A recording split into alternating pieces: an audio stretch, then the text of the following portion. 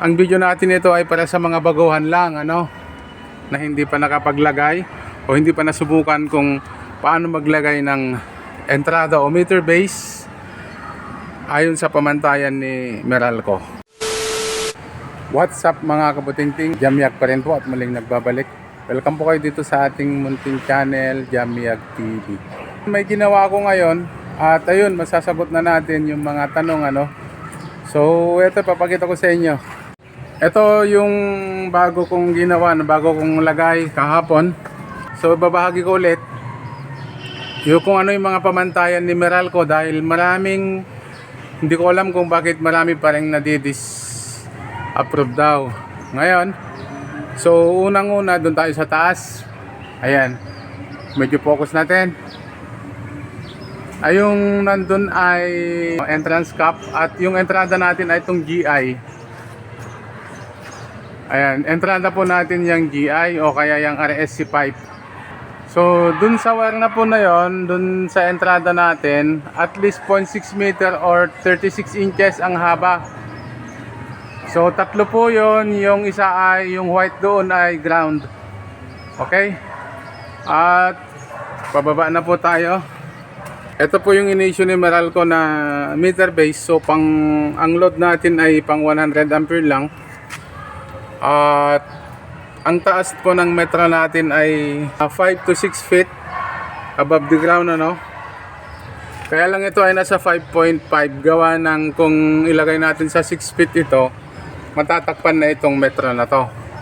Kaya binaba ko ng konti, pasok pa rin naman sa standard natin, So ngayon, eto, huwag niyong kakaligtaan maglagay ng stricto po si Meralco pagdating sa sealant.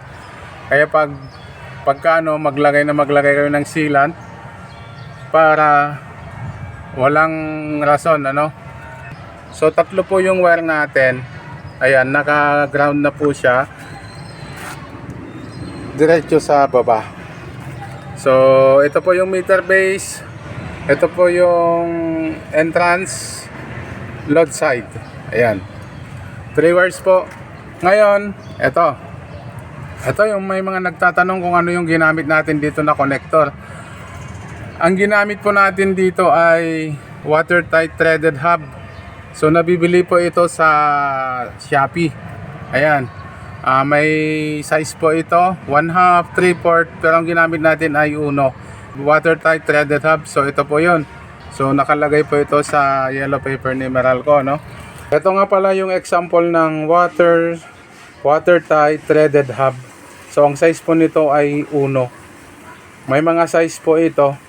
So search nyo na lang po sa Shopee, meron po sa kanila. Sa hardware, may hirapan kang maghanap ng ganito. So sa online ko ito nabili. Ito po yung tinatawag natin na watertight threaded hub. At ito po yung NEMA box natin.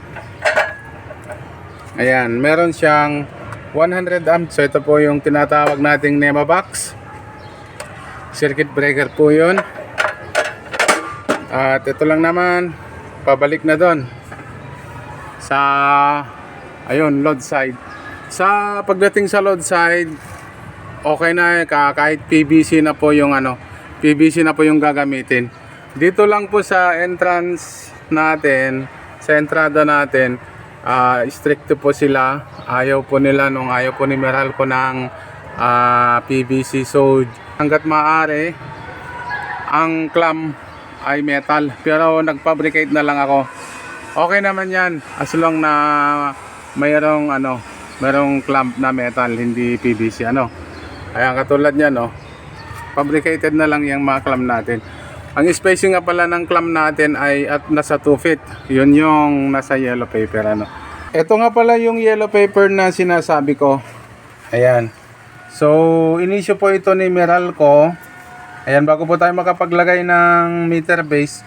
So, in-issue po ito ni Meralco. Kailangan may wiring permit tayo. Ito ay galing sa City Hall o kaya sa munisipyo, kung anong bayan ang nakakasakop, At kailangan lang natin i-accomplish ito. So, yun lang naman. So ito ay kailangan lang naman nating i-accomplish. Nandito naman na lahat. So pag na-accomplish na natin ito ay isasubmit ko na sa Meralco, ano. So pag isubmit na sa Meralco, so ilalagay na nila yung metro. So okay na.